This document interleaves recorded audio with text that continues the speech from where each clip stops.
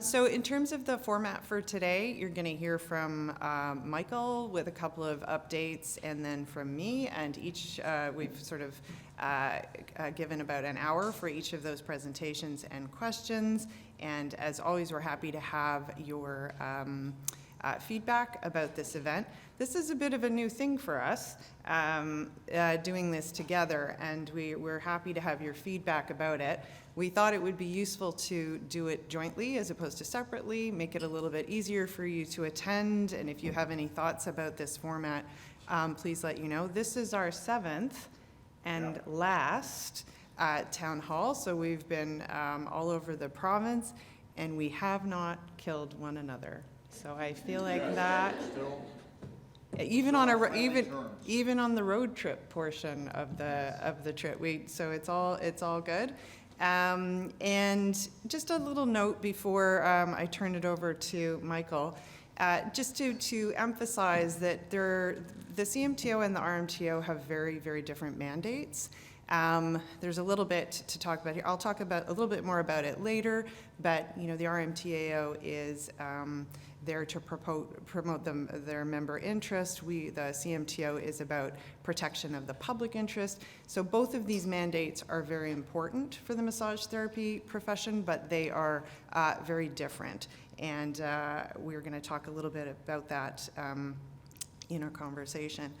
Last but not least is, Michael talked about questions a little bit and going up to the mic. If going up to the mic is not your thing, you can also ask us questions on Slido. So you can either scan this QR code with your phone, and it'll take you right to the app, or you can go to www.slido.com and put in this number, and I'll just wait in case people want to do that. We'll put it up again later, and you can ask your questions anonymously, and then I will have Maria, who is with us somewhere, come and tell us what the questions are. So that's another way for you to ask us questions.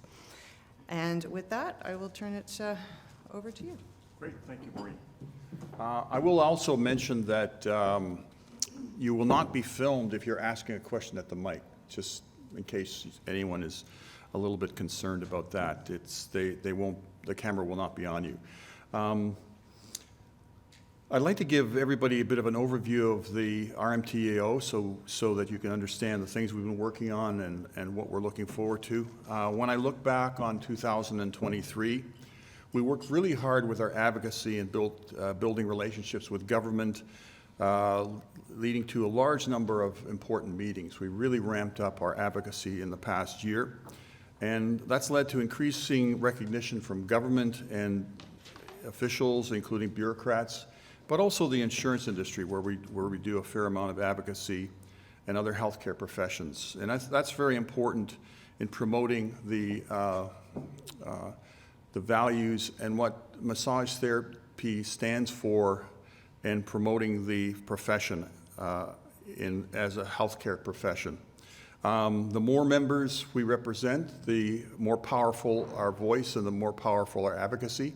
Just a question, how many people are not members of the association here? Okay, that's good to know. Well, hopefully at the end of my presentation, you'll be inclined to join us. So we welcome you, and we really, when you belong to the association, it's one of the most powerful ways that you can help promote the profession that you believe in. Every year we do a member survey. We had close to 1,000 people subscribe to our survey, so it's well subscribed. We use that in operations to really help us focus on what's important to our members.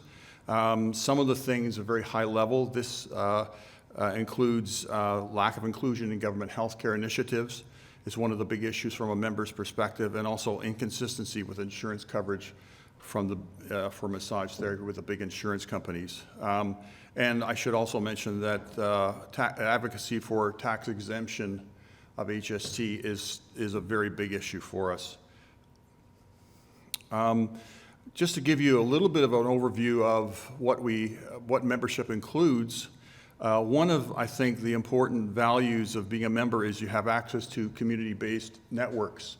And these CBNs are ways that you can network with your colleagues in a profession that sometimes you're somewhat isolated as you practice in your practice setting. And how many people have been to a CBN meeting in the last year here? Okay, a few. So I'd encourage you to reach out. It's a great way to network, and particularly for those, I know we have at least one student here. Any other students in the audience today? But for people just entering the profession, it's a great way to network and, find a mentor perhaps, and even, help you with your efforts looking for a job. We have a lot of membership discounts that are really, when you look at the value of all of them, probably equals the cost of the membership in itself. These are discounts on all kinds of products, insurance and things like that. Probably one of our most significant discounts is the insurance discount we have for liability insurance with Trisura. We also offer a lot of courses and webinars and programs, which I think our members find very, very helpful. We have a conference that's coming up June 1st and 2nd, a virtual conference. So I'd invite everyone here to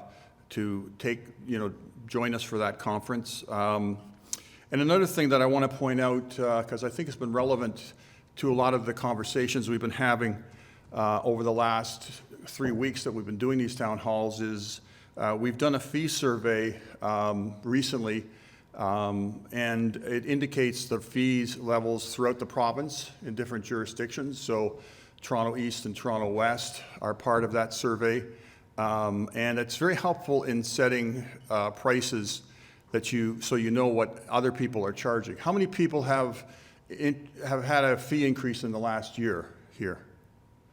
Okay, so what I'm hearing from most of the province is that people are getting their fee increases, and demand for massage is quite high. So you know your business far better than I ever will, but you can be, I think, somewhat confident in something like raising your fees if you thought it was appropriate. If you want a copy of the fee survey, you can email me and I will send it out to you if you haven't seen it in our Friday file.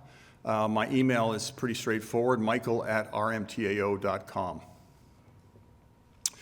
One of the things that we've done to promote interprofessional healthcare and RMTs' involvement in that is a pilot project with the West Toronto Community Health Services, or the acronym that I'll use is WICHES. This is really to support the further participation of RMTs in interprofessional healthcare primary care teams. We've actually embedded 2 RMTs into the integrated team-based care in a West Toronto-based community health center. We have an independent agency doing the results for the pilot. So we have, it won't be us that's doing the analysis, it'll be a separate company, and they're essentially applying the quadruple aim to the evaluation. And that should be out in August. We will be sharing that extensively with the Ministry of Health. I've spoken with the Minister of Health for the province. She is very interested in the pilot, as are many, many politicians and bureaucrats, Ontario Health, and senior ministry people. So we know that we've got the attention of the province in this pilot, and we think we'll be able to very strongly demonstrate the value of massage therapy in a primary care setting in a team-based organization. One of the other things that we did to help promote what we're doing here is we participated in a primary care summit in Ottawa in February. We presented to 200 people that were there in person, 100 people were virtual. These were people, healthcare professionals from right across Canada, including physicians, occupational therapists, and others of the 26 regulated healthcare professions. We actually got some very, very strong feedback that was overwhelmingly positive about the presentation. So we were able to really describe and promote the value of massage therapy with a much wider audience. And one of the things that we are doing is we've done a series of 4 videos to show the impact of the pilot on patients and the practitioners. And I have one of the first of the 4 videos to share with you right now. At first it was a bit daunting because I'm 79 and I've never had a massage before. I said yes because I have a curvature in my spine that I'm working very hard to keep from getting worse. And I thought this is another therapeutic technique. It turned out to be great. There are the immediate benefits during the massage treatment where you just experience actually feeling where the muscles in my upper back feel where those muscles were. And that was a great educational experience for me. I mean, I'm a retired nurse. It's not that I didn't know my anatomy and physiology. It was not only educational, it was like incredible pain relief and a lasting feeling of a change in my muscles. Also an ongoing awareness of what you could do to affect those areas, to prevent me from walking around and looking at the floor for my last years of life. This video has gone out to about 300 members of parliament, federally and provincially, also bureaucrats, including Ontario Health, the Minister of Health, as well as Krista Freeland, the Minister of Finance.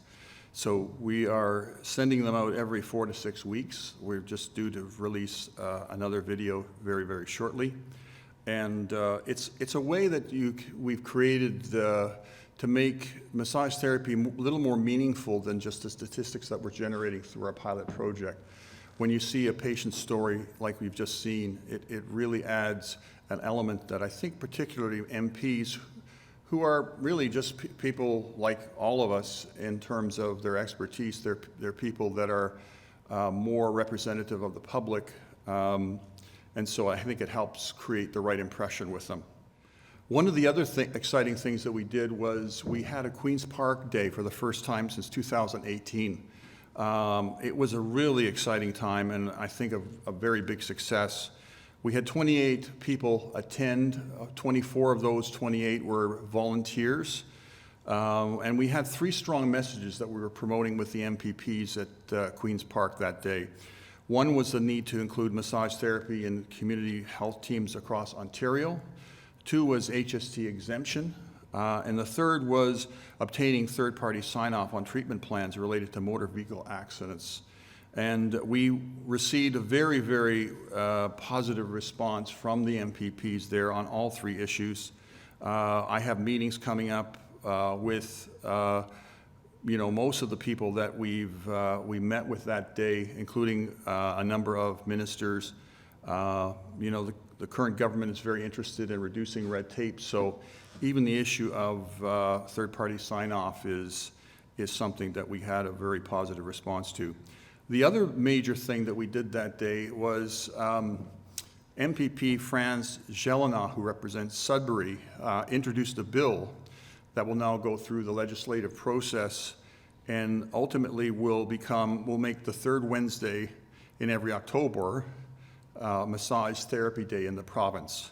And this is something that will give us a lot of leverage to create a much more public, public relations campaign to point out to the public the importance of massage therapy. We can also line up our Queen's Park Day with our Massage Therapy Day. So very exciting news to have the support of the House on this issue. In all, we met with 23 MPPs, 18 Queen's Park staffers, and a number of their supporters and staff. One of the other outcomes that was quite unexpected from my perspective was that after the Queen's Park Day, I was approached by 2 long-term care assistant deputy ministers. These are called also ADMs, and they represent, or rather are responsible for a very large portfolio of funding in a silo in the government, and these particular ADMs were responsible for long-term care.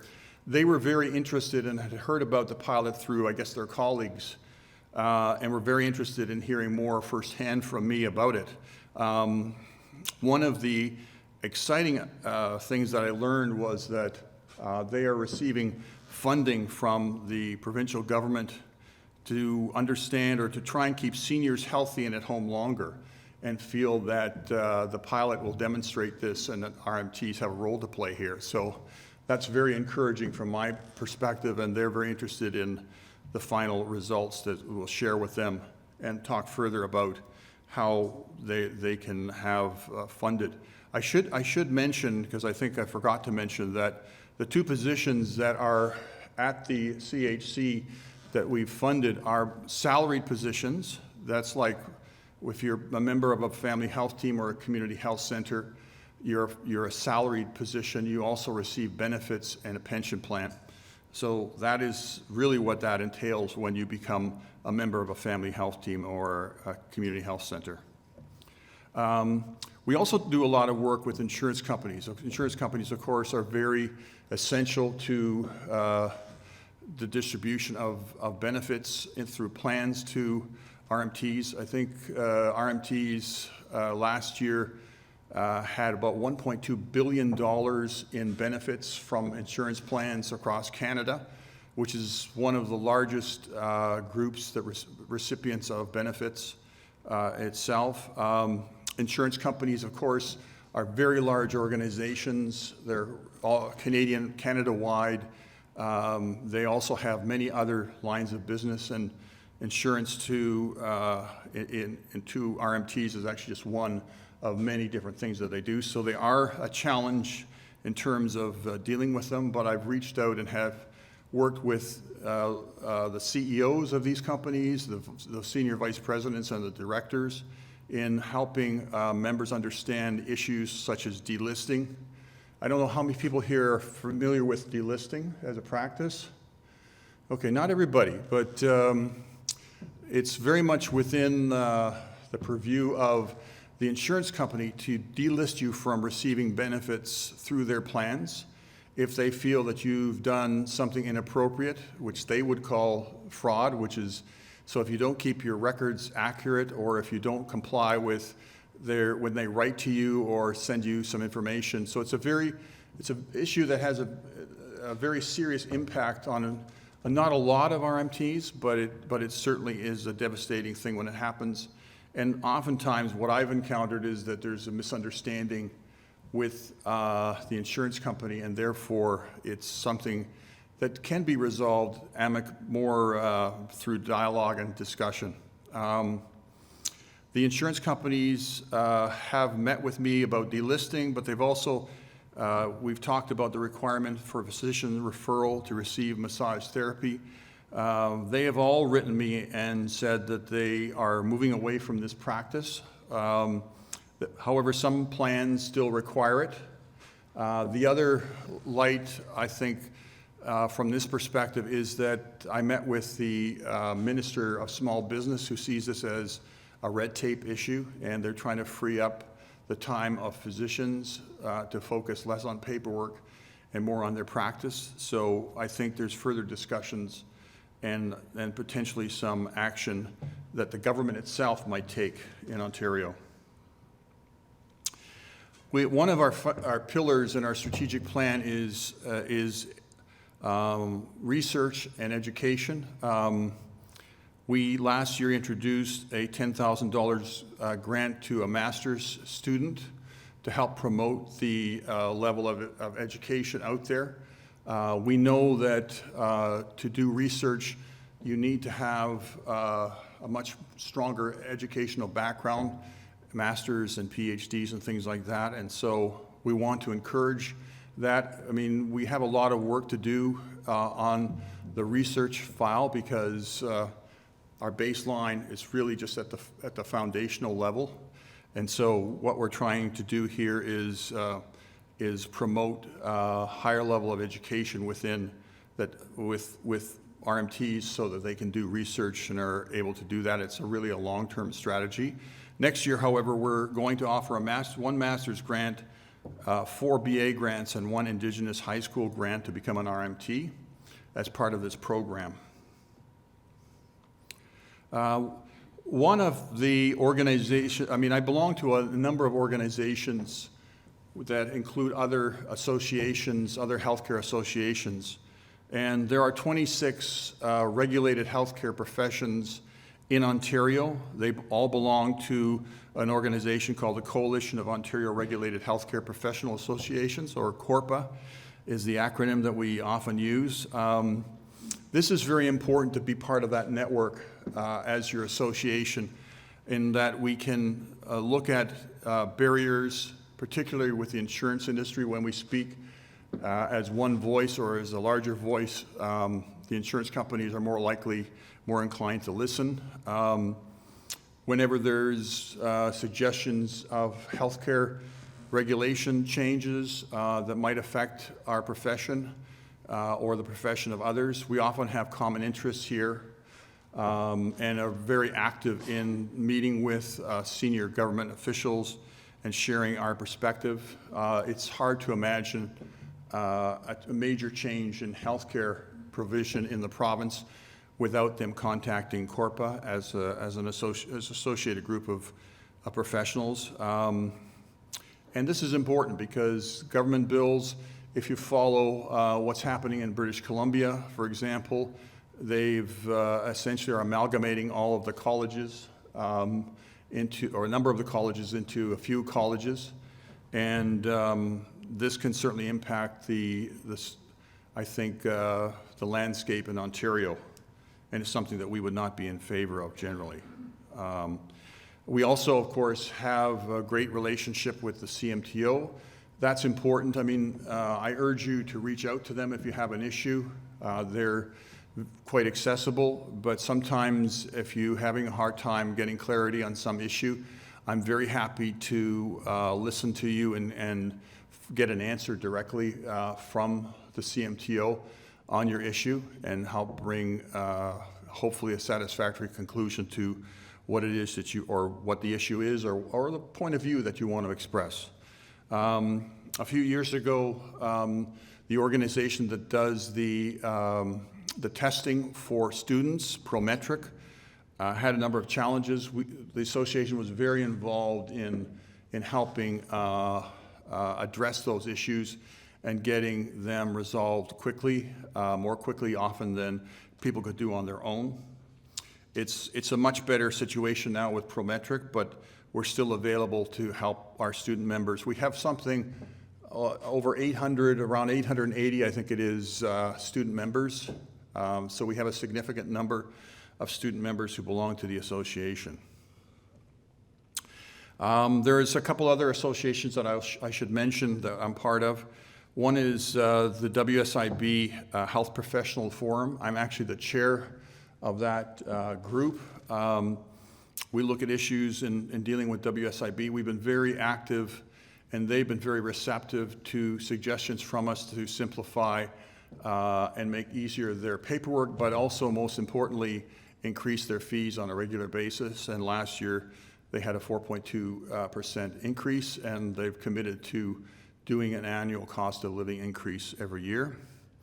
And the other news from the perspective of auto insurance, there is a coalition of health professionals involved in auto insurance as well that I belong to. And the most recent provincial budget made mention that there was a number of reforms happening with auto insurance, but probably the most significant was that they were looking at compensation to professionals that provide auto insurance support that will be reflected in the upcoming budget. It's really a situation that is concerning because they haven't really changed their fees, and I think since 2015, if I remember correctly, so it's been some time. One of the most significant issues for us is HST exemption. We worked very, very hard over the past few years, particularly in the last year, speaking to really hundreds of letters were sent out. We spoke with many politicians and bureaucrats. We sent emails, letters, made phone calls, texts, and actually we were involved with the CMTA, the Canadian Massage Therapy Association, which is the national body for all massage therapy associations. Working with them is very important because we needed to have a national voice because this is a federal issue. Unfortunately, we were disappointed that we were not included in the most recent budget.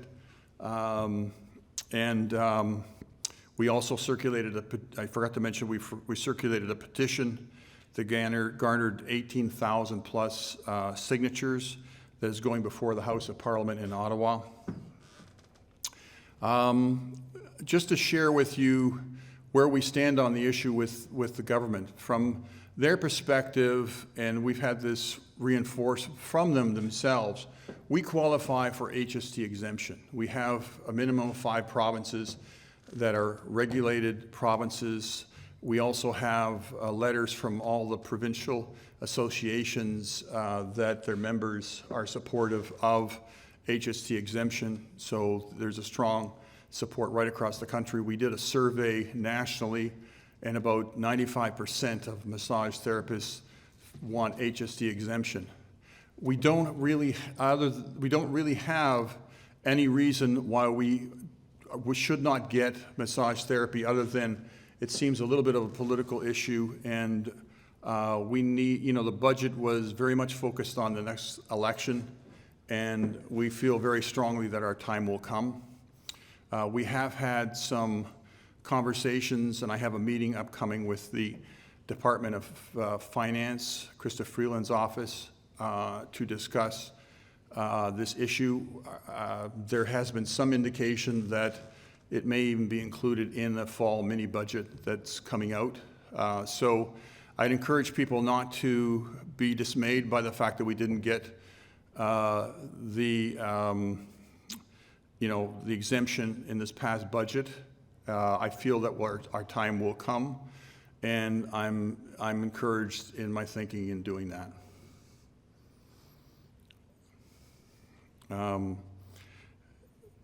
So I've already mentioned some of this stuff here, so I won't repeat it. I think our strategy, just to conclude, is we are really going to raise the level and the amount of advocacy that we do. I think we need to make sure that our voice is really, really heard. So while we did a lot of advocacy over the last year, we're going to raise the bar and be a little more aggressive in terms of our advocacy for exemption. Just very quickly, in summary, because I want to leave lots of time for questions. Our job as an association is to make it easier for you to do your very important job. So, we do this by spreading the word about the benefits of massage therapy. We advocate, as I've mentioned. We hopefully can make it easier for patients to access massage therapy by removing barriers that we've kind of discussed. And we're continuing to fight for HST exemption, which is another barrier to healthcare. And with that, I'll basically conclude and open the floor to questions.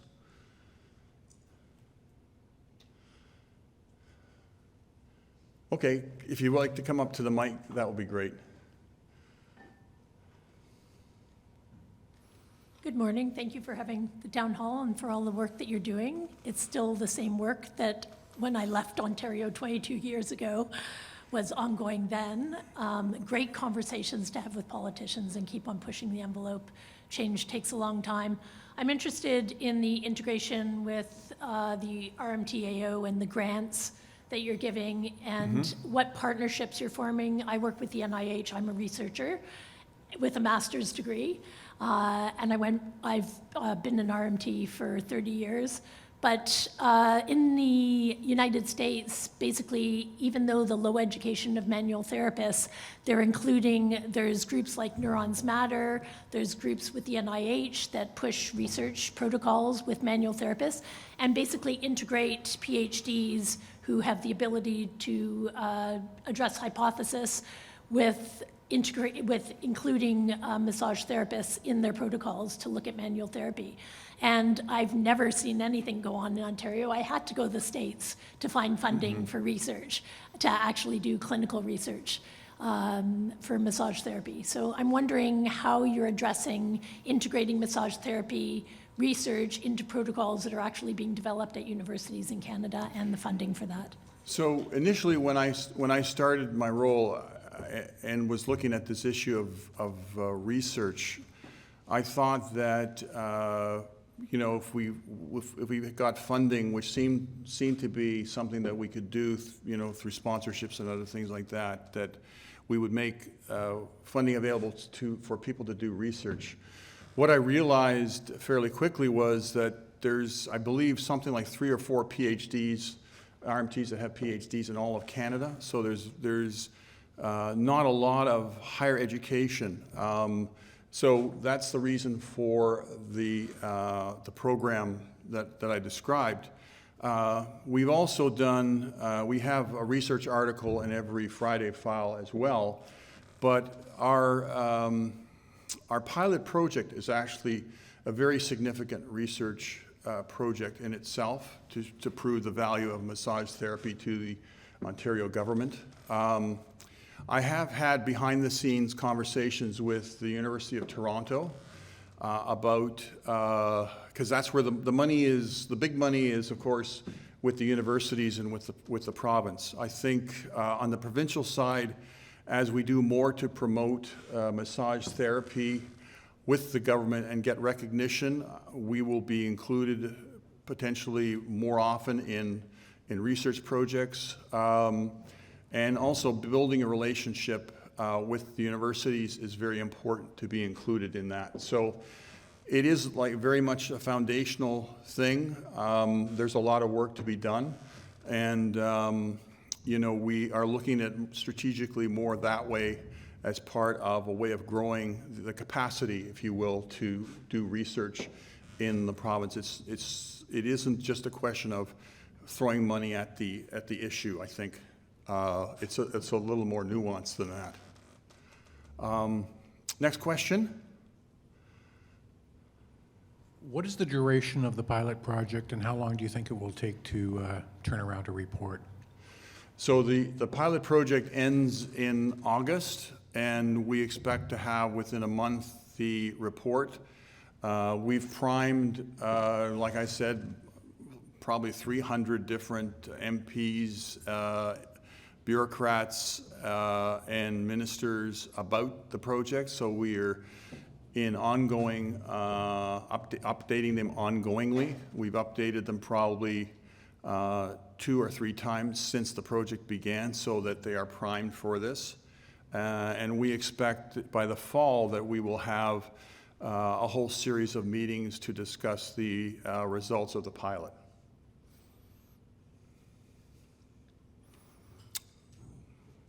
More questions? Good.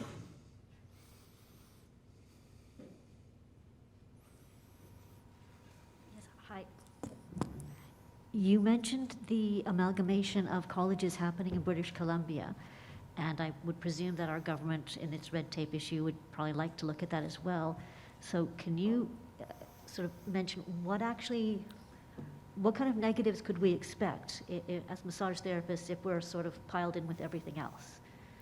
So when one of the corporate associations that I talked about that I belong to met with the Ministry of Health to discuss whether there are any plans for a similar amalgamation in Ontario. And the government has said that there is absolutely no plans to do that.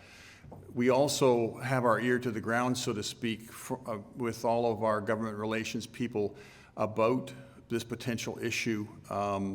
And there doesn't seem to be any evidence that there is any inclination to incorporate a number of professions into one group, or like is being done in BC. You could argue that what they're doing in BC actually is making things more complicated than less complicated. So I don't know if there's, I think the jury is still out on that. There was an effort to deregulate the Chinese Medicine Association, and corporate, we acted very, very quickly to sort of put an end to that that issue.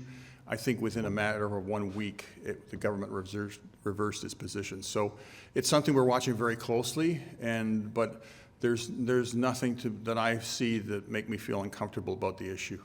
Thank you.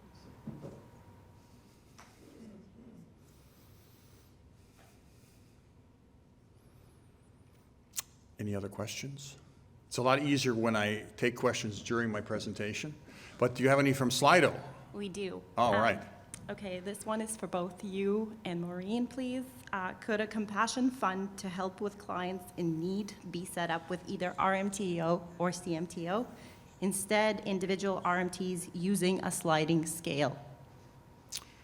It's not something that we have discussed. It's something that we absolutely could consider as part of our operational plan, but this is the first time really I've heard a suggestion related to that. So, it's possible, but right now it's just not even on our radar. So this is the first time it's been raised. I don't know if you have anything to add to that, Maureen?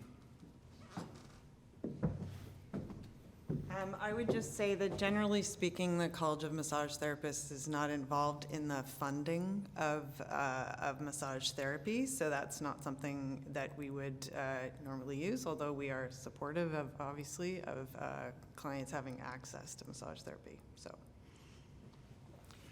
I'm not sure the amount of money that would be involved in such an initiative, and that's something that we'd have to look at.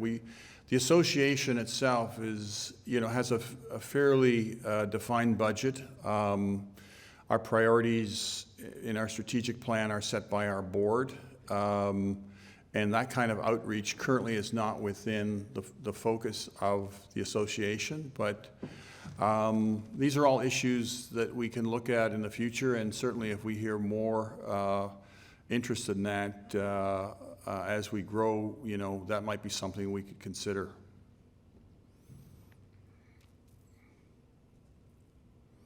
I feel like I should be asking you guys some questions. But if there's no other questions, there's still an opportunity to speak with me at the end, and I'm happy to meet with you and just say hi if that's all it is. But I think I'll turn it over to Maureen, let her share what she has to say.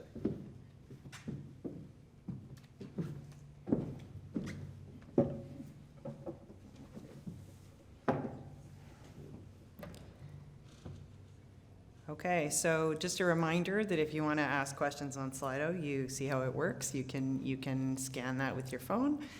I'm going to skip past this picture of me that I don't like, and then I'm going to go to this. So just talking about the difference in the mandate between the two organizations, which I mentioned a little bit at the beginning of the presentation. And again, it is important for massage therapy and for the public for there to be both of these functions. But as you heard from Michael, the role of the RMTAO is about promoting member interest and advocacy, and the membership in the RMTAO is voluntary, which is very different from the College of Massage Therapists, which is a regulator. Our mandate is to protect the public interest, and registration is mandatory if you want to use the RMT title, and our accountability is ultimately to government. It doesn't mean that we do not have a responsibility to the profession as well, but it means that ultimately our accountability is to government. So just a few words of introduction about me, just so that you know I am not an RMT. What I am is a regulator, though. So I have worked in regulation for my entire career. Prior to this, I was at the College of Optometrists, and prior to that, I was at the College of Physicians. So what's regulation all about, and how is it different from what you've heard from Michael about the RMTAO? Well, as you may know, all of the 26 regulated health professions in Ontario have to do the same thing. They have essentially the same job, and the job is to ensure that the regulated health professionals in Ontario are competent and professional and ethical. And that's basically it in a nutshell. And they all have, and of course it's much more complicated than that, and there's the Regulated Health Professions Act, which sets out the way in which colleges have to do that. But that's fundamentally what the job is, so that the public can rely on seeing competent and professional healthcare providers. And we do that in three key ways. One is with respect to our registration requirements, so ensuring that the people who are registered as massage therapists meet those high expectations relating to competence and ethics. So we want to ensure that they have a good education. We want to ensure that they they have the 2 exams, but our multiple choice questionnaire, as well as the OSCE, which is the clinical exam, which you may remember fondly or not fondly, depending on your experience. And we also have a new jurisprudence requirement for new students, which is really about emphasizing the importance of understanding what it is to be a regulated health professional. Because, of course, as you know, massage therapy, the act of providing a massage, is not a controlled act in Ontario, which means that anyone can massage, as I think you are well aware.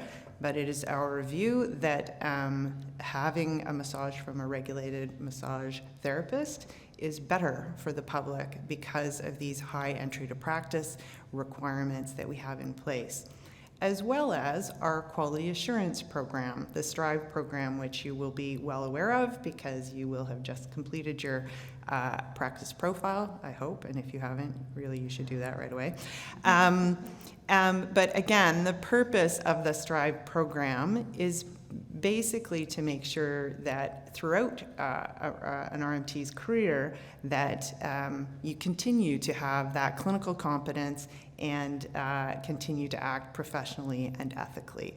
And that the quality assurance program, which every college is required to have in place, is intended to be a supportive program which enables you to succeed and enables you to prevent the problems that we see on the investigations and hearings side.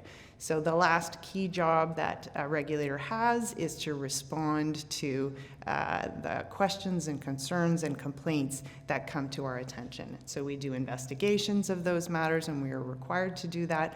And for the most serious matters, we bring those forward to our discipline panels. And all of that is done in the public interest. So I'm going to talk about each one a little bit in turn. So starting with registration. So this slide shows you that we are coming up to almost 16,000 RMTs in Ontario. That represents about a 2% increase from 2022.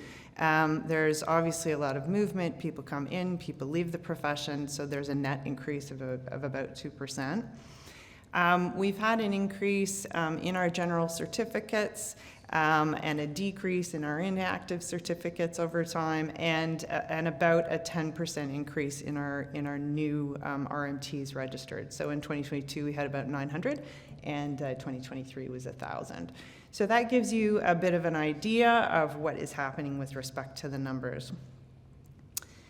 I mentioned quality assurance and the STRIVE program, and you will be well aware of the 2 parts of the STRIVE program. One is the Be the Best You Can Be, and we give you an idea of the 4 standards of practice that you need to know in order to complete the standards of practice quiz when you do the practice profile. And the 2 pieces of the quality assurance program are intended to work together.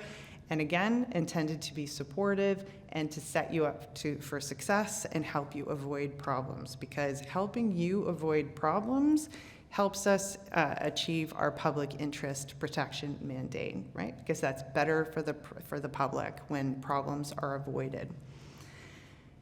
So I think you're aware we have multiple standards of practice, but we choose 4 of them each year to be the focus of our STRIVE program.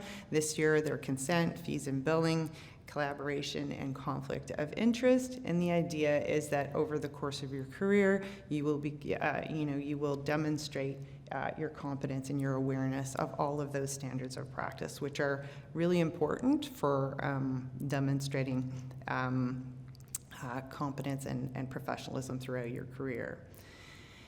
So the STRIVE program is very different than it used to be. And those of you who have been in the profession for a long time will probably know that.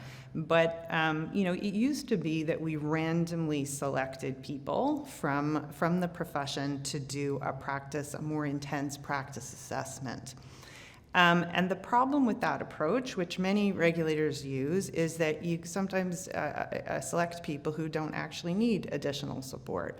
So what we've been doing, and the purpose of STRIVE, is really to focus on those people who might need that additional support. So we actually look for people in the profession who might be in a risk category. It doesn't mean that they have a problem, but they might be in a risk category, and assist them so that they can succeed in practice and avoid problems. So, we used to have this sort of 400 to 500 people who went for an assessment. They then often went forward to our Quality Assurance Committee. Our Quality Assurance Committee would often order an educational outcome, like they had to do a course or that kind of thing, and then they would have to go off and do that. The program now is very different. Everyone does Be the Best You Can Be in Practice profile, and based on risk, so either your performance on the standards of practice quiz or whether or not you have other risks in your practice, you're selected for a practice assessment. And you can see, because this is our first year of having this new approach, that of the 400 people that were selected, 360 of them were fine and didn't need to do anything else after they had a semi-structured interview with an assessor. And 40 of them had another opportunity to demonstrate that they understood the standards of practice, and the majority of them succeeded as well. So we have really reduced, as you can see, only 15 people have gone forward to the Quality Assurance Committee, which is considerably less than it used to be. So again, what we're trying to do is to make sure that people understand the standards of practice and understand their professional obligations, and we believe that this program is doing just that, and we know that the vast majority of RMTs do know what the standards of practice and their professional obligations, and this is what we're seeing in terms of the program, which is great. So moving on to when things go wrong. So this gives you an idea of the number of new cases that came to the college's attention in 2023. And the first thing that I always point out on this slide is that, almost 16,000 RMTs, 183 new cases. So it is a very small number. However, the majority of these cases are about professional conduct, and 33% of them are about sexual abuse, which is unusual across the health professions. And there are some risks associated with massage therapy that result in these numbers. It's a touch-based profession. The client is vulnerable, unclothed, often prone. These things can lead to issues. So the purpose of sort of showing you these numbers is to point out two things. One is that the majority of the complaints we receive are not about clinical care. They are about professional behavior and conduct. And that has an implication for us as an organization in terms of where we need to spend our time and our resources. So The most serious of these matters, I mentioned, things are investigated, and then the most serious of these matters are referred on to our discipline committee, which is basically a legal hearing. And you can see that when we get to this stage of the process, the proportion of these matters is even higher. And this, we bring this to your attention because, obviously this sexual abuse number is not where we want it to be. 63% of the matters coming forward to discipline is not what we like to see. These issues are devastating for the clients that are involved. It's also, difficult for the RMT to be involved in our process, and also these matters are extremely complicated and expensive for the college to manage. And we have basically more discipline matters than pretty much any other college, and that is the reason why we have to put resources towards managing these issues, because it is a really important issue for us to be dealing with. And what are these complaints about? So the first thing to know about sexual abuse is that the RHPA has a zero tolerance position related to sexual abuse. So there are, ways that we have to manage these cases. But what are the cases? The other thing to know is that the definition of sexual abuse is very broad. So it goes all the way from sexual intercourse to remarks. And all of those things are considered sexual abuse. And if it is proved that sexual abuse has occurred, there are mandatory penalties associated with that at our discipline cases. So taking each one of these here, you can see that the largest proportion is about touching of sensitive areas. So that includes both touching an area that should never be touched in a massage, as well as touching sensitive areas without appropriate consent. So, the client did not expect to be touched in a place that may have been clinically indicated, but, they did not realize that that was going to happen. You have to be very careful about that, which is why we really emphasize the importance of that conversation.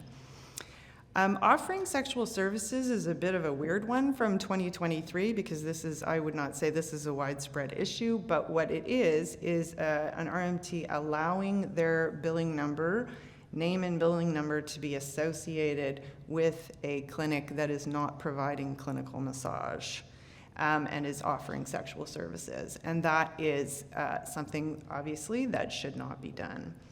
Sexual behavior is things like rubbing up against the client during the treatment, or draping that makes the client feel unsafe, or that the client feels that someone is taking a look while they're turning over, for example, during the treatment. Sexual relationship with a client is pretty self-explanatory. I will take this moment to emphasize that there cannot be a sexual relationship with clients. So if you are treating someone, you have to wait to date, is what I say to students, but I will say to you as well, wait to date for a year. And the other thing to keep in mind about this is that most of the complaints that we get about sexual abuse are about men. The complaints about sexual relationship with a client tend to be about women. And the last thing that I would say is sexual remarks. These are the commenting on the underwear, commenting on the tattoos, discussing your sex life, discussing their sex life, that kind of thing really is included in the definition of sexual abuse, and people need to be very, very careful about that kind of stuff. So you can see from the kind of matters that come to our attention that sexual abuse prevention is really a huge priority for us at the CMTO in terms of things that we want to focus on. Our strategic plan also includes engagement, so items like this, events like this, improving the efficiency of our processes, and equity, diversity, and inclusion. So what are some of the things that we were working on in 2023? We have a new online consultation, a way for you to provide feedback on the things that we're working on, and there will be a couple of opportunities for you to do that this year. We're working on improving the efficiency of our health disciplines, our discipline panel hearings by collaborating with other regulated health professions to see if we can find a more efficient way to conduct those hearings. We're also working on bringing our investigations in-house so we're less reliant on external investigators. So those are a couple of ways that we're working towards cost efficiency throughout our processes. I mentioned Strive previously, and we have made great efforts to streamline the Strive platform. Having said that, always happy to have feedback from the profession about how it's working, if you think there are other ways that it could be easier to use. And there are, you do get a survey at the end of completing Strive, which I would encourage you to complete because it's really helpful to us. And it is something that needs to be, it is a living program in that it's revised every year because there are different standards of practice every year. So one of the things that we have been working on is prevention of sexual abuse, and we had our first ever sexual abuse symposium in 2023, where we brought together a group that hadn't really been together before. So we brought together educators, we brought together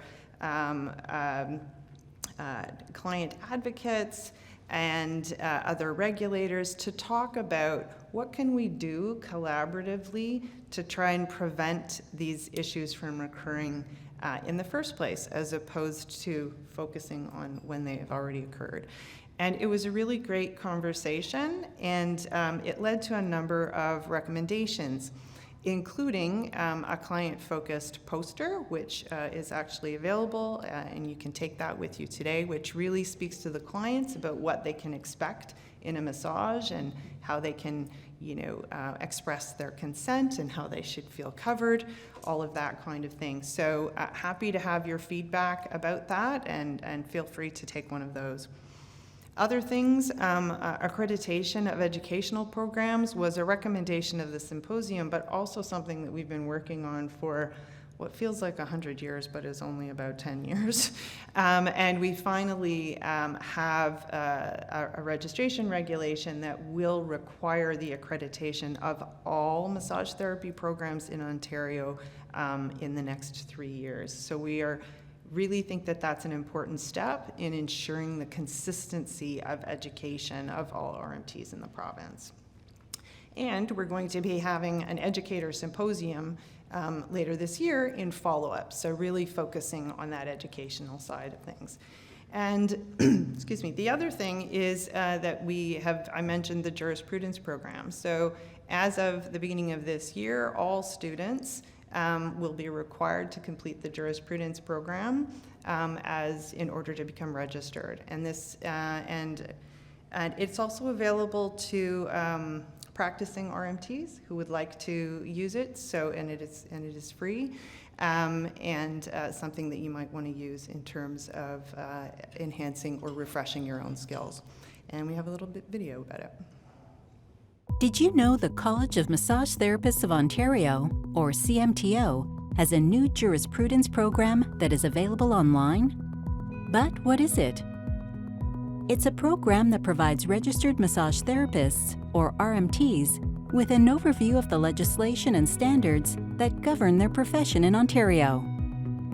So, who is required to complete the program? The jurisprudence program is optional for RMTs, except for those required to complete as part of the refresher course.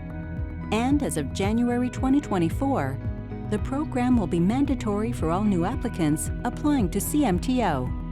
Whether you're new to the profession or have been practicing for years, requirements and expectations for delivering quality, safe, and client-centered care are ever-changing. This program exists to provide you with the most important and up-to-date information on the prevention of sexual abuse and standards of practice, legislation and regulation, and professionalism and the Code of Ethics. For more information about this new program, visit cmto.com. So ultimately, our objective is that every practicing RMT in the province will have taken that jurisprudence program. It's going to take us a few years to get there, but that's the goal. And again, the intention is to ensure that there's a level playing field and that everyone has a consistent education and awareness of these issues, including the importance of professionalism and being a regulated health professional. So moving on to some issues that we've been talking about. So last year when I did the open houses, I talked to people about the collection of health information. So this was, we talked to the profession about this because an issue was brought to our attention by an HIV and AIDS advocate group about the fact that routinely asking for HIV and AIDS information from every client was stigmatizing. And that also, a potential violation of the PHIPAA, which is the privacy legislation. So that was where we started, and we did issue some guidance to the profession to stop routinely asking for that information from every client. I know some people had some forms where it was included, and we asked you to remove that. But what we really are hoping to do and have been doing is having a larger conversation about the collection of health information. And in particular, what information do massage therapists really need about a client's health history in order to provide good care?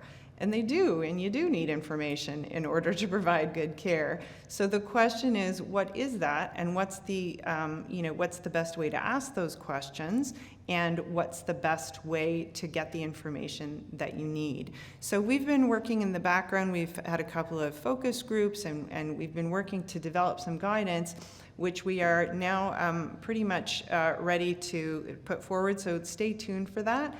And we would very much like your feedback about the guidance of health history, because this is something that we need to hear from you about in terms of what's important in terms of your clinical practice.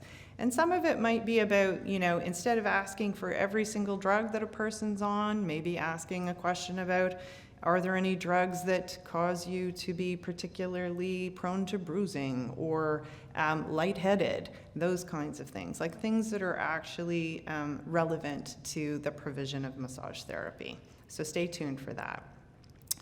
So engagement and partnerships. So we've been doing a lot to go out and speak to students. I've gone out and spoken to a couple of classes so far. And if there are any educators in the room, if you invite us, we will come. So that is something that we're working on in order to make sure that students sort of know the role, what it means to be a regulated health professional, and know the requirements once they are registered.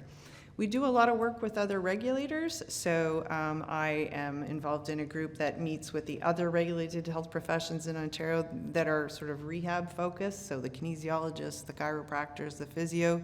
We work with them on a regular basis. They're actually interested in our work on the health history collection, because I think over collection of information is kind of a problem across all the healthcare professions, not unique to massage therapists. And also FOMTRAC, which is the group that brings together the 5 regulated provinces across the country. And we are beginning to do some work about thinking about the practice indicators and practice competencies and performance indicators, the PCs, PIs, I never get it right, that are the foundation of the educational programs and accreditation and ultimately the exams. So really working on not just consistency ultimately across the country is what we're looking for. So what are some other things that we're working on? I talked about health history. We're also going to be releasing some social media guidance in the next while, so stay tuned for that. We're going to be working on some equity, diversity, and inclusion issues over the next couple of years. And one of the things we were probably going to be doing before the end of the year is an EDI survey. So looking to find out more about the characteristics of the profession so that we can think about our programs and our practices and how we can be more responsive to the diverse group of massage therapists in Ontario as well as the public. And the last one I just put here as an indication of sometimes these issues come to the college's attention, and I just want to mention it.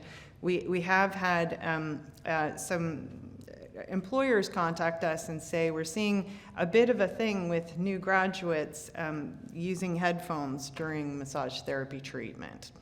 And this is, I'm not quite sure why, and maybe they don't like the music, maybe they don't. I mean, I'm not sure what's happening there, but I think you can see the significant problem that wearing headphones during treatment would cause in terms of your ability to maintain consent throughout the treatment and make sure that you're being responsive to the client who's on the table. There's also a professionalism and sort of general politeness issue that's involved in there as well. So these are issues that come to our attention, but I just, I mentioned them to you, and not everything that we hear about results in a guideline. Sometimes it's about the, the good judgment of people who are in practice. I mentioned regulatory excellence, so we are doing a number of things to improve the efficiency of our processes across the college. I mentioned equity, diversity, and inclusion as well, and we actually have a new EDI standing committee that's been created by the board, and they're just beginning their work, but we anticipate that they're going to be making some recommendations over the next years, months and year. All right, so getting involved with the CMTO. You may not wish to get involved with the CMTO, that is up to you entirely, but we would encourage, just following up with what Michael said, getting involved with the profession is a good thing. We know that isolation in the profession is a significant problem, particularly in some communities. And we also know that isolation can be a risk factor in practice. So the more ways that you can find to connect with colleagues, the better off you are in your practice and the more able you are to keep up to date with things that are happening. But in terms of getting involved with the CMTO in particular, our board meetings are live streamed, and material about our board is available on the website. You can always ask questions to our practice specialist. We have Touchpoint, which goes out to all RMTs, but we actually have a new newsletter that goes out to students and other members of the public, which is called Massage Matters, and I mentioned the consultations. You can also run for the board if you're particularly keen, and we do have a board member and a former board member in the audience here, and I'm sure they'd be happy to talk to you about that. You can apply to be a non-board committee member, which is a really useful way to get to sort of know some of the issues that come to the attention of the college, and as always, vote. So I'm often asked sort of how can I avoid difficulties with the college, with your regulator, which we know everybody likes that, to avoid difficulties. So here are the three things that we really asked from you, from RMTs, over the course of the year. And they are the 2 parts of Strive, which happen in the spring and the fall, as you know, as well as your registration renewal and the fee payment. We spend a lot of time at the college chasing after people who do not meet these requirements. So meeting these requirements is the easiest way to avoid difficulties.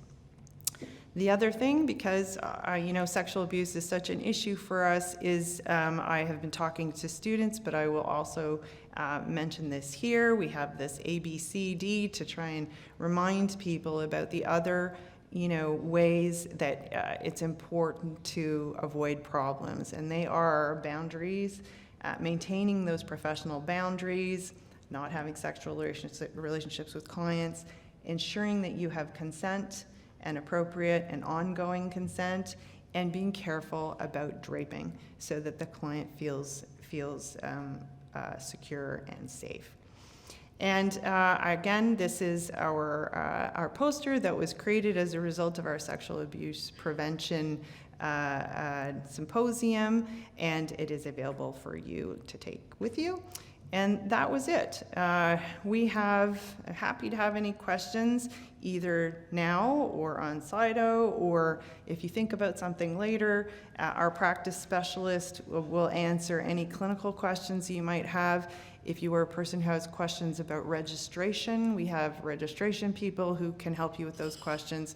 And you can also email the Office of the Registrar if you have some bigger picture issues that you wanted to talk about. And with that, I'm happy to have any questions.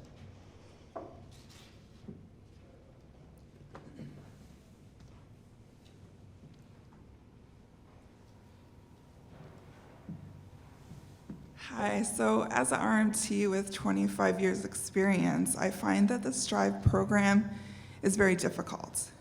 I find that it penalizes you for being long-term in the practice versus saying, congratulations, you've reached this pinnacle area of your career and you have a lot of wealth of information to share.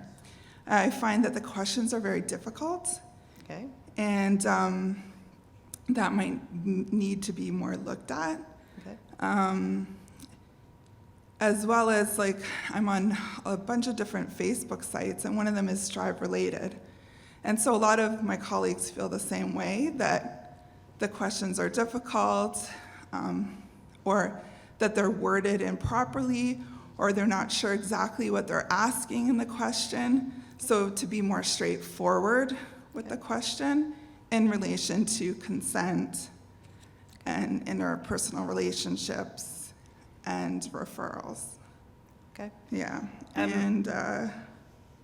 Did you want me to respond? Yeah. Well, you're happy, you're welcome to Yes, ask another question, but that maybe was I'll respond to that. So thank you for that. This is not the first time I have heard feedback about the wording of the STRIVE questions. So, and as I said, please provide your feedback about the wording, either in the post. Okay, so, and I can assure you that we do look at that feedback, and it is incorporated into the next iteration of the program. So hopefully you will see some improvements there. I mean, the purpose of STRIVE is not to trick you or to catch you out. So I just want to be very clear about that. It is intended to enable you to demonstrate that you know the standards of practice. And I do know that people who have been in practice do know the standards of practice. So, and we have seen that in the results as well. Just going back to your first comment, I'm not sure why you feel penalized for being in practice for a long time. Can you tell me more about that? Well, because it asks you in your questioning, like, how long you've been in practice. Right. And things like that. And then I was talking to a friend of mine who's in discipline and hearings, and she said, yeah, you are actually penalized the longer that you're in practice because that's a risk. Okay, so there's a difference between something being a risk and being penalized. So you are not penalized. But what it is, remember I talked about STRIVE being a risk-based program. So we know, and not just for massage therapists, but for every healthcare professional, that the longer you're in practice, you have a slightly larger risk of having complaints made against you, for example, or having some difficulties in practice. So we know, like, that's a fact. The same way we know that 18-year-old male drivers tend to get in more car accidents, right? It doesn't mean you're gonna have a problem, but what it might mean is if you are, say, older than 70, and you don't have good knowledge of the standards of practice, that's a reason why you would need more support. And we do not consider the practice assessment to be penalizing you. We actually consider it a thing to be helping you to avoid problems in practice. So, it's kind of, the risk does not mean you have a problem. It just means you're in a category where you need to pay a little bit more attention. Okay. Anything else?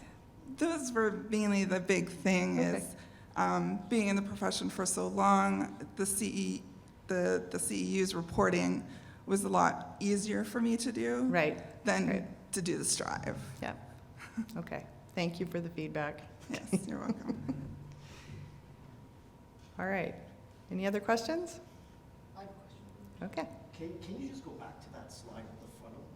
The funnel, yes. So what gets picked up in the practice assessment where we have 400 people that go through that and then, 360 seem to be okay? So can you speak to that a little bit? Like where I feel like it gets lost between doing the Strive quiz. Like what's missed here that 400 people get flagged on that and then from there 360 are like, okay, you're good.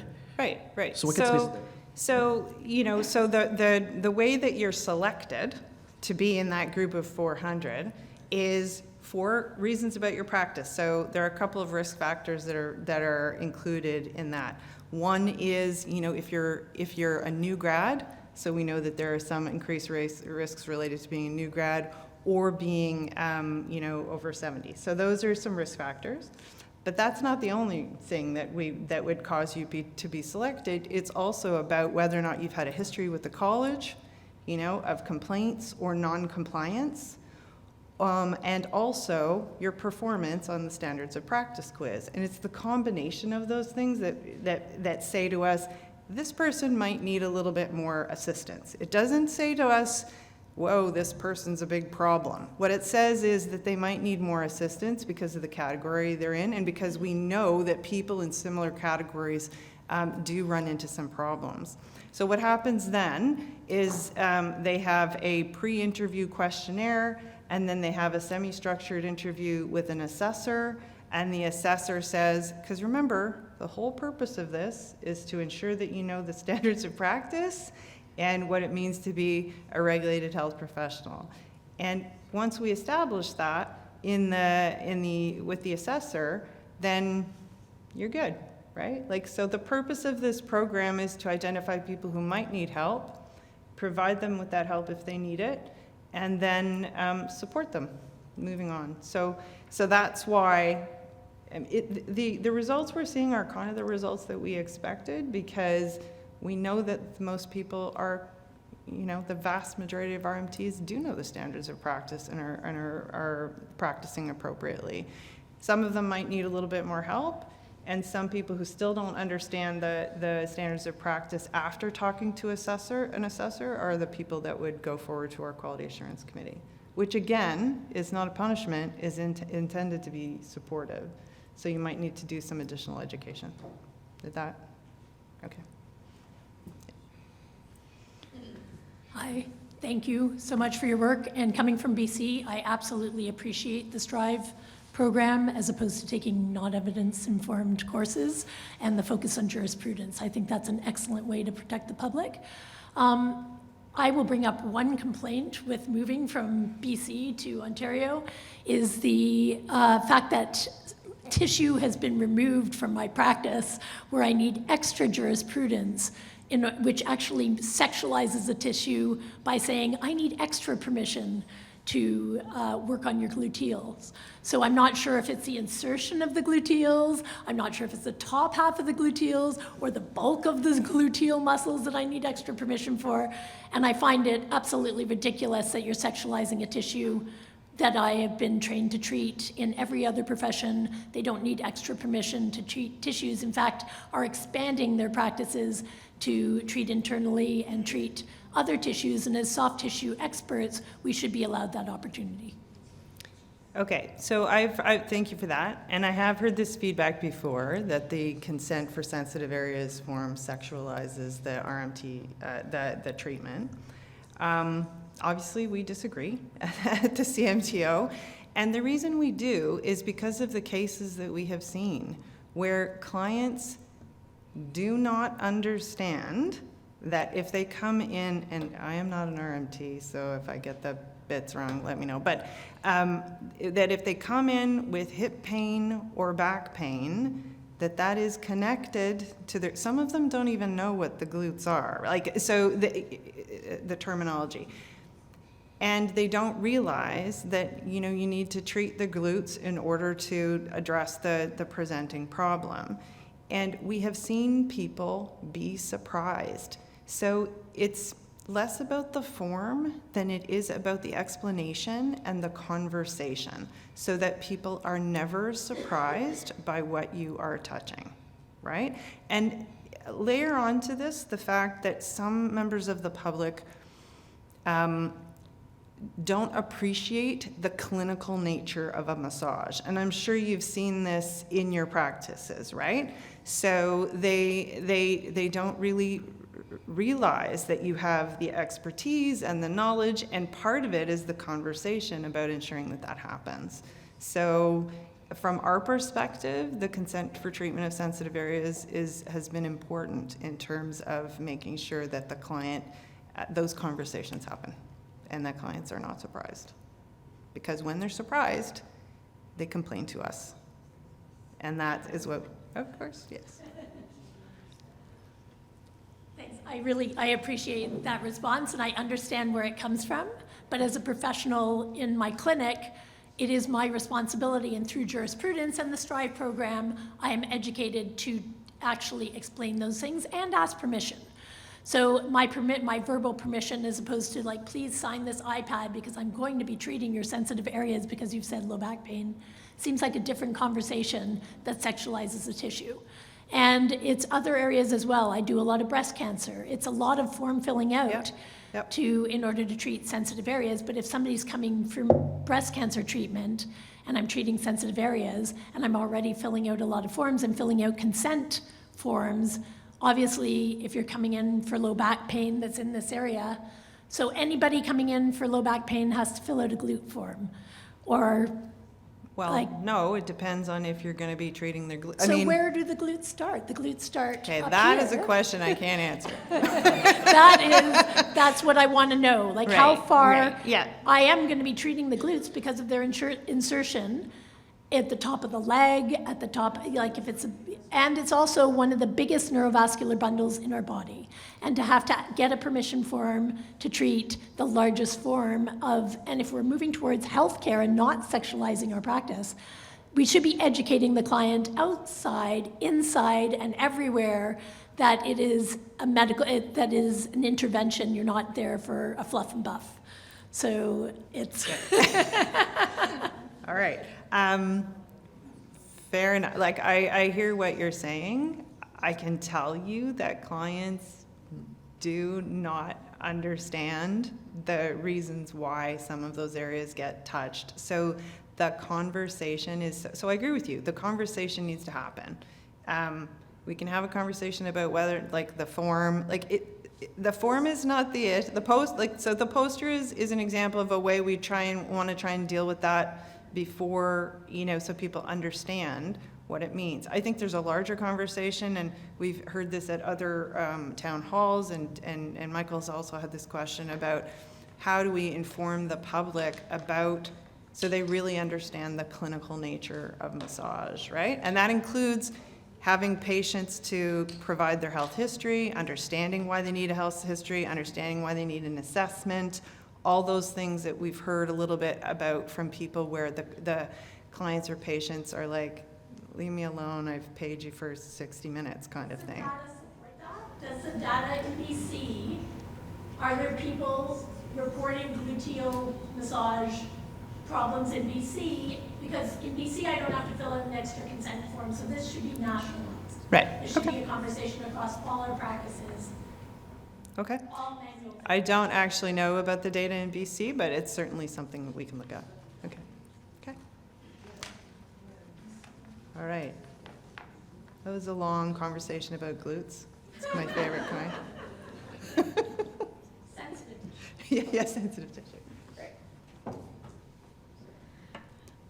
Oh, okay, so,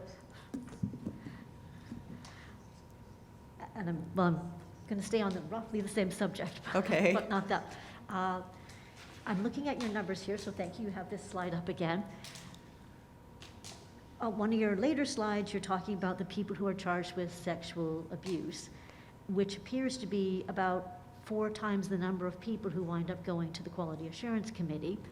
So I'm wondering, clearly this particular system is not catching the people committing sexual abuse. So what information are we missing? Right. So the quality assurance program is not intended to catch people, Okay. right? So Incorrect. that's the first thing I would say.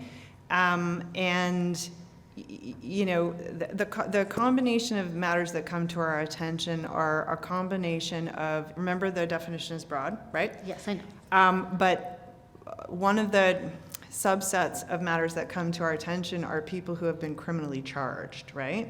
So there is a small but persistent sort of subset of people who we would call predatory in nature, and it is a very distressing thing for us as a regulator, and I think societally to think that people would use massage therapy treatment for that purpose. But there is a small subset, and across all the professions, that is very difficult to identify in advance and prevent. I'm not going to say impossible, but it's pretty difficult, because if it was possible to do it, I can assure you, people would have done it, right? No, I understand that. I'm Yeah, just looking at- but to your point, like, what's the connection? I mean, we have this is a prevention and focusing on the standards of practice. So, and it's about application of the standards of practice as well, right? So people can be quite aware of and well-versed in what the standards of practice mean, but they also have to be able to apply them, right? And that's a thing that you can't really get at in a quality assurance program. It's a little bit more challenging to get at. So I do not think it's a failure of the Quality Assurance Committee not to, No, I wasn't Yeah. suggesting it's a failure. I'm just wondering what else we can do. Right, which is the question that we ask ourselves all the time. So if you have more ideas, we are happy to have them. Thank you. Anything else? Okay. Any other questions? Hi, Maureen. Hi. I just come across physios that they're able to track their treatments. I'm not sure if it's daily or there's a report that spits out. You mentioned about fraud where the registration was passed over to a different clinic or business. What's the safeguard for us? We tend to jump to different clinics. So what happens if 3 clinics ago, a couple of years ago, they use my number to do illegal treatments? How do we keep track of that? Is there like a database from, most of our income is coming from benefits, right? So Yeah.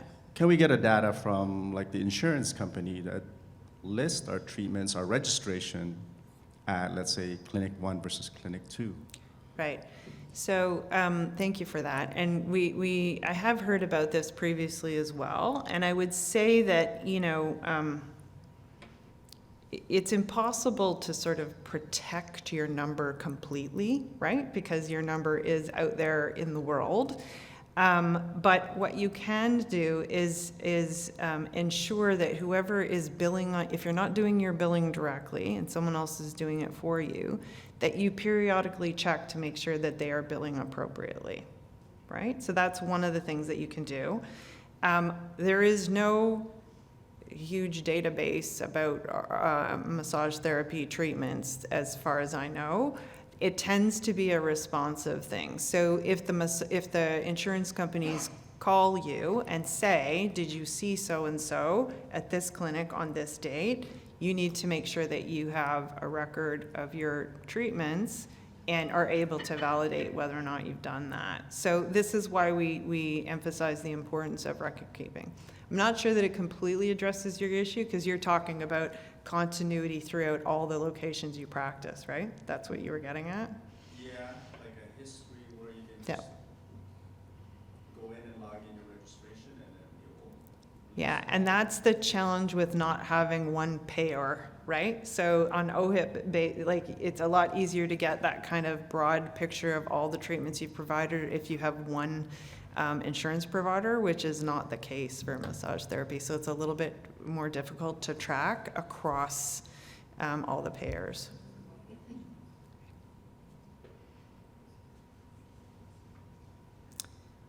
Anything on Slido? Right. Okay. Question from Slido. Yeah. If CMTO is going to be requiring accreditation for education, how will it come up with and maintain the requirements for schools if they leave it to the profession to come up with content? Okay. So, so accreditation is now going to be a requirement as the regulation is coming into effect in July.